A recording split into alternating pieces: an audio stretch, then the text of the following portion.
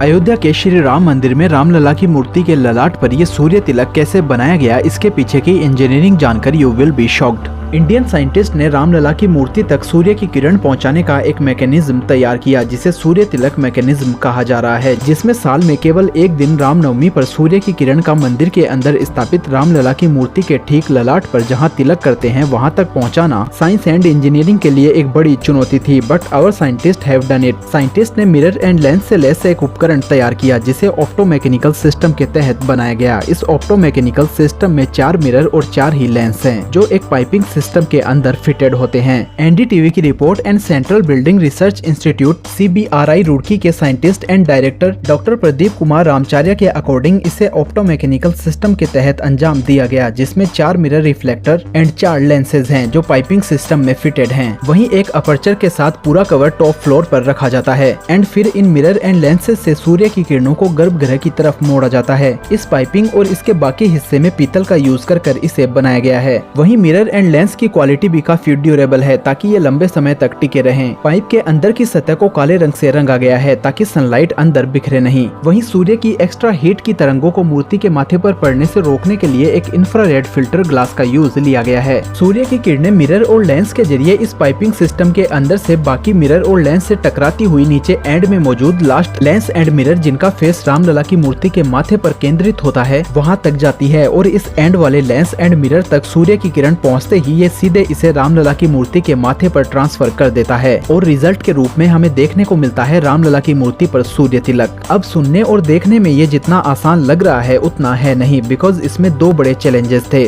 First कि सूर्य की किरण का रामलला की मूर्ति के माथे पर जहाँ तिलक लगाते हैं ठीक वहीं पड़ना, एंड सेकेंड इस सूर्य तिलक का रामनवमी के दिन ठीक 12 बजे पड़ना। इसके लिए टेक्निकल हेल्प बेंगलुरु के IIA Indian institute of astrophysics से ली गई है। वहीं बेंगलुरु की कंपनी ऑप्टिका के MD राजेंद्र कोटरिया ने लेंस और ब्रास ट्यूब तैयार की एंड इसे इंस्टॉल किया। इस पूरे प्रोजेक्ट को पॉसिबल कर दिखाया है रुड़की में स्थित central building research institute CBRI के साइंटिस्ट ने, जिनके कारण राम मंदिर के शिखर के पास तीसरी मंजिल से सूर्य की किरणों को गर्भगृह तक लाया गया है। अकॉर्डिंग टू साइंटिस्ट, IIA ने ग्रेगोरियन कैलेंडर्स की स्टडी की एंड इसमें आने वाले कॉम्प्लेक्स डिफरेंस की प्रॉब्लम्स का सॉल्यूशन निकाला। ये इतना इंटरेस्टिंग एक्सपेरिमेंट था जिसमें 2 दशक यानी करीब 20 साल के सूर्य के सर्कल, इसके मूवमेंट एंड इसकी स्पीड की स्टडी की एंड फिर मिरर एंड लेंस को इसी के अकॉर्डिंग सेट किया ताकि रामनवमी को ठीक 12 बजे सूर्य तिलक मैकेनिज्म सक्सेसफुली रन किया जा सके और सटीक दिशा में सूर्य की किरणें लेंस एंड मिरर के जरिए डायरेक्ट गर्भगृह तक पहुंचाई जाए। इसमें सबसे पहले सूर्य की किरणें टॉप फ्लोर पर लगे लेंस पर पड़ी, बाद में ये 3 लेंस से होती हुई दूसरे फ्लोर के मिरर पर पड़ी और एंड में रामलला की मूर्ति के ललाट पर 75 मिलीमीटर के टीके की शेप में सूर्य की किरण पड़ी